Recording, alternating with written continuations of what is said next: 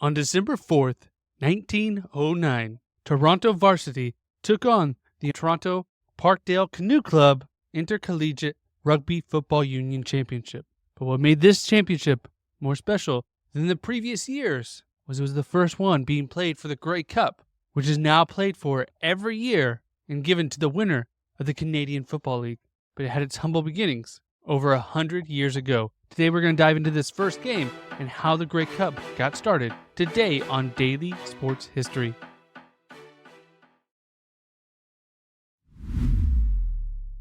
Welcome to Daily Sports History. I'm Ethan Reese, your guide as you daily learn more about sports history, increasing your sports knowledge. As today we learn about the first Grey Cup. And the trivia question to listen out for today is, in what year was the first Canadian Football Championship played? And the answer will be in the episode, and you can listen all the way to the end to make sure you don't miss it. Now, the Grey Cup is not the very first championship in Canadian football. This actually goes back to 1884, when the Montreal Football Club took on the Toronto Argonauts at University of Toronto, where Montreal won 30-0, winning the very first Canadian football championship. That time it was kind of a mixture. Rugby football is and the game was different than it is now for Canadian football rules. Now remember, this is Canadian football rules, which are different than American football rules. They're similar games, but there are subtle differences. But just like football is the most popular sport in America, Canada, football is not the most popular sport, but the Grey Cup is the most watched Canadian event every single year. So if the first championship was played in 1884, why wasn't the first Grey Cup played until 1909? Well, the reason is because of Earl Grey. This has nothing to do with Earl Grey tea. No, this is Albert Henry George Grey, who was the Earl Grey. And an Earl is a title or rank in the United Kingdom's nobility rankings. Here goes King, Duke, and then Earl. Then Baron, and we don't have that in America, and they really don't have that in Canada, but Canada is more closely aligned to Britain, as they were a British colony a lot longer than America was. And he was the ninth governor of Canada. And he wanted to leave his stamp and leave something for Canadians to remember him by. And just like the Stanley Cup that is played for the hockey championship, the Grey Cup was done for the same reason. Lord Stanley gave the Stanley Cup, and Grey wanted to leave an award for hockey as well, but Stanley beat him to it, so he left one for football. And he was leaving it to the Senior Amateur Football Championship of Canada, and eventually made his way into being the trophy for the Canadian Football League over time. So he decided to leave this award for the teams, and so they decided to have their normal playoff system, where the champions of the Interprovincial Rugby Football Union and the champion from the Intercollegiate Rugby Football Union and Ontario Rugby Football Union would face off against each other in a playoff.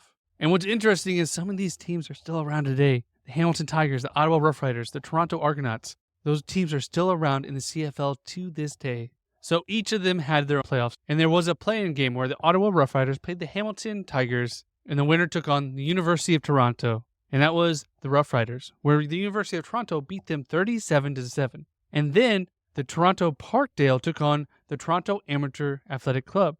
And the Toronto Parkdale Canoe Club ended up winning. They would play off against the University of Toronto. Now, even though it's called a canoe club, it was more of an athletic club, but that I still think it's funny that a canoe club played for a football rugby championship. But things were very different back in the day. And this was a very popular moment, as almost 4,000 people came to attend this game. And the game was held in Toronto at Rosedale Field. And though many thought that the Toronto Varsity Blues, as they are known today, yes, Varsity Blues, just like the movie, but very different, would just blow out the game. But they didn't, because it started out as a very sloppy game. Many teams fumbled, and there was lots of changes going back and forth. It took a while before there's the first score, which was a single, which is when you kick the ball into the end zone and no one kicks it out.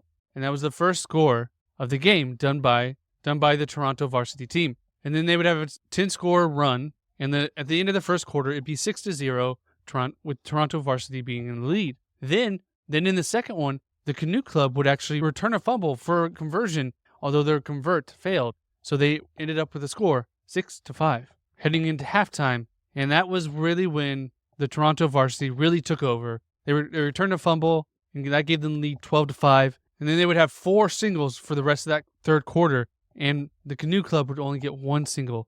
And heading into the final quarter, it was 16-6. And there were 5 more singles done by the varsity team, and they exchanged the series, and the game ended really with a pass, a 50-yard run, and would be the last score of the game, with the final score 26-6. And they all celebrated, and they were all excited to win the championship. And they were excited because they kind of knew a new trophy, but it wasn't there. See, Earl Grey, the one that was donating the Grey Cup, forgot to order it. And so it didn't show up till the next year in March. So a very anticlimactic win, no trophy to hold up, but they got the championship. And they eventually did get that trophy in March of 1910. And that trophy is the same trophy as they still use today. And the trophy is very similar to the Stanley Cup, as it is a tall trophy, and they actually engrave each team and players on the trophy. And they have to continuously make it larger and larger as more and more champions happen. It's an interesting trophy, and it goes well with the other Canadian trophy in the Stanley Cup.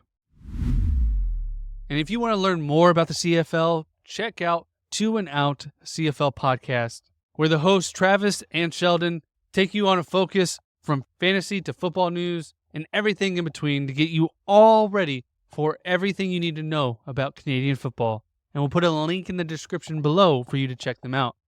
And if you enjoyed today's episode of Daily Sports History, please leave us a like or a review wherever you're listening. It really helps raise our social proof that when someone finds our show, they know it's a great show to go listen to. And come back tomorrow for more Daily Sports History. And did you catch the answer to today's trivia question? When was the very first Canadian championship actually held? Even though the Grey Cup was given out in 1909, the first Canadian championship happened in 1884.